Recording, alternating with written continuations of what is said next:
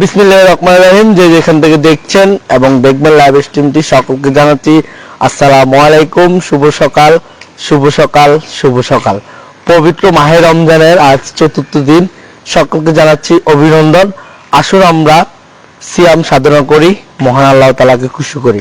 মহান আল্লাহ তাআলা একটি মাসের জন্য আমাদেরকে পাঠিয়েছেন, যে আমাদের বান্দাদেরকে আমরা 11 মাস বান্দার যা ইচ্ছা তাই করবেন, কিন্তু একটি মাস মহান আল্লাহ তাআলা ধারণ করে দিয়েছে এবং নির্ধারিত করে দিয়েছেন যে এই মাসটি সিয়াম সাধনা করতে হবে।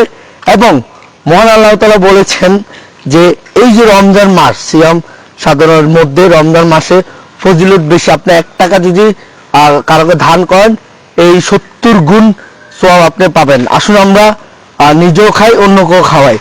তো আজ আমি অবস্থান করছি চাঁদপুর কচুয়া থানা 1 নং সাচার ইউনিয়নের পরিচিত। তো দেখতে পাচ্ছেন ফজরের নামাজের পর এই ভিউটা খুবই সুন্দর লাগছে আমার কাছে।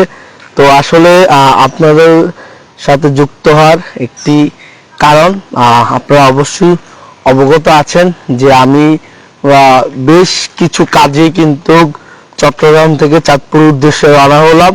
তো গতকালে আমার যে প্রথম ধাপ ছিল, সে প্রথম ধাপটা হচ্ছে যে আমি আমাদের যে চাঁদপুর থানা কচুয়া থানা আছে, আমি চাঁদপুর কচুয়া থানায় গিয়েছিলাম। আলহামদুলিল্লাহ ওখানে সম্পূর্ণ কার্যক্রম কিন্তু আমি শেষ করেছি, আপনারা অবগত ছিলেন এবং আপনারা দেখেছেন। কিন্তু এখানে বিশেষ একটা কারণ হচ্ছে যে আমি যখন আমার এই গ্রামে আসি, গ্রামের মাটি আমার সোনার মাটি। গ্রাম হচ্ছে যে এমন একটা জিনিস যে আপনি গ্রামে যেটা পাবেন ওটা শহর অঞ্চলে পাবেন না। কি কি পাবেন না? গ্রাম অঞ্চলে আপনি প্রচুর পরিমাণ অক্সিজেন পাবেন, যেটা আপনি শহর অঞ্চলে পাবেন না।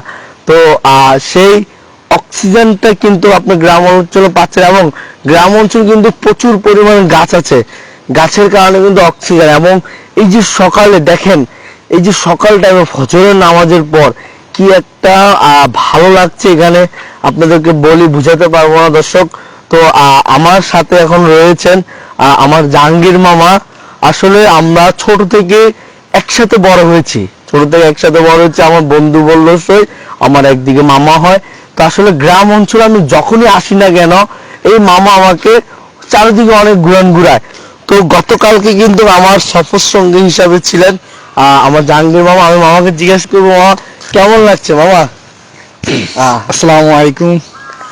আচ্ছা, আমরা যে গতকালকে যে সফরটা দিলাম, আমরা গতকালকে সকাল ঠিক 7টার দিকে ঘর থেকে বের হয়েছি, আসছি প্রায় ইফতারের সময়।